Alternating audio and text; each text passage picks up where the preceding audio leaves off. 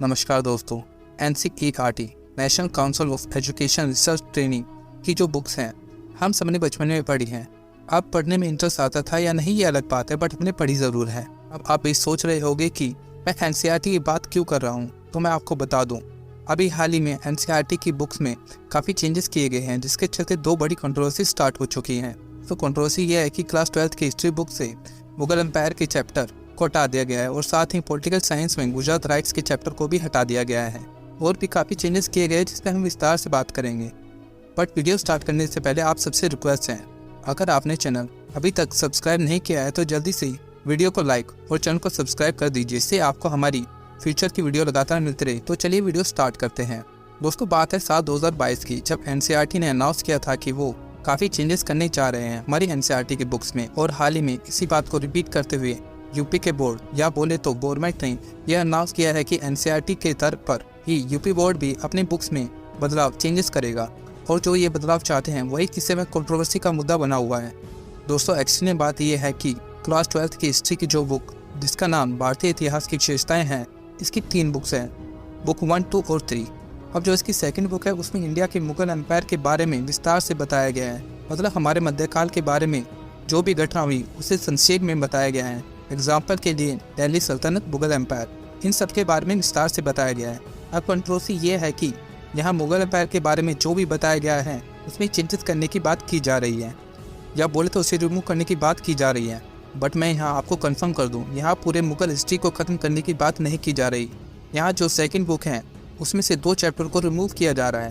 पहला king and Chronicle और दूसरा मुगल कोर्ट, जिसका हिंदी में मीनिंग होता है मुगल दरबार। ये दोनों ही 16वीं और 17वीं शताब्दी के बीच हुई घटनाओं पे बेस हैं। जैसे आपको पता है, बाबर 1525 से 1530 के बीच में भारत आया था, और जब वो आया और उसने भारत में जो भी किया उसके बाद ही भारत में मुगल एम्पायर की शुरुआत होती है। तो अभी जो एक्शन लिया है वो इन्हीं 2 चैप्टर पे लिया गया और इन दोनों को ही हिस्ट्री बुक से हटा दिया गया। और जैसे ही एक्शन लिया गया वैसे ही यूपी गवर्नमेंट ने भी बोला है कि वो हमेशा NCERT की बुक्स यूज़ करते हैं, और अगर NCERT ने चेंजेस किए हैं तो हम भी ये चेंजेस अपने बुक्स में करेंगे।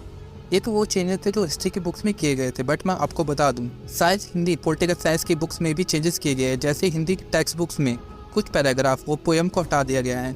साथ में 12th क्लास की 2 सीरीज की बुक्स में से बुक 1 में the cold war era and American harmony in world politics का चैप्टर, और साथ में बुक 2 में से rise of popular movement and era of one party dominance को हटा दिया गया है। ये कुछ बदलाव NCERT के द्वारा किए गए। आपको मैं ये भी बता दूं, 2023-24 में ही ये सभी चेंजेस कर दिए जाएंगे।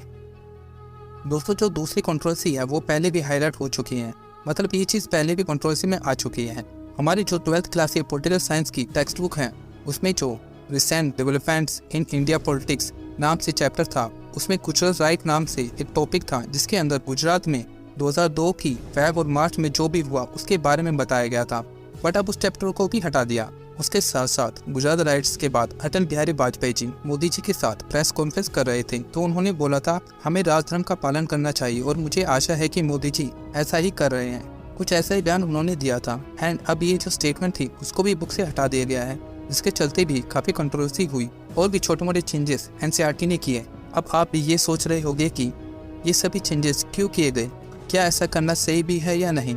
तो मैं आपको बता दूं, इसी बात पे NCERT का ये कहना है कि जो भी चेंजेस किए हैं वो ऑलरेडी हमारी अदर बुक्स में भी मेंशन है। सो एक ही चीज़ को 2 जगह पे रखने का मतलब नहीं बनता, इससे बच्चों पे एक्स्ट्रा लोड पड़ता है और कुछ नहीं, जिसके चलते ये सब चेंजेस कर रहे हैं। और भी 1-2 बातें उन्होंने बोली, बट चेंजेस क्यों किए जा रहे हैं उसका मेन रीज़न यही है। NCERT का ये भी कहना है कि सभी चेंजेस के क्वेश्चन 2022 में कर दी गई थी, बट इसके बारे में डिटेल में जानकारी अब दी जा रही है। और दोस्तों, मैं आपको ये भी बता दूं, 2023-24 में ही ये सभी चेंजेस कर दिए जाएंगे, फिर ये यूज़ भी किए जाएंगे। और जब हाल ही में यूपी गवर्नमेंट ने इसे एक्सेप्ट किया और इसको स्कूल के टेक्स्ट में इम्प्लीमेंट करने के लिए घोषणा कर दी, उसके बाद ही पॉलिटिकल कंट्रोवर्सी स्टार्ट हो गई। किसी पार्टी का कहना है इसको हटाने की क्या जरूरत थी, वो हमारा इतिहास है, तो वहीं बीजेपी का कहना है मुगलों के झूठे इतिहास को हटाना जरूरी था, आगे चल के उनका सच भी हम सामने लाएंगे। आपकी क्या राय है, ये सब सही है या नहीं, क्या ऐसा होना चाहिए? आप भी कमेंट में अपनी राय दे सकते हैं। और वीडियो अच्छी लगी हो तो चैनल को लाइक और सब्सक्राइब करना मत भूलिएगा।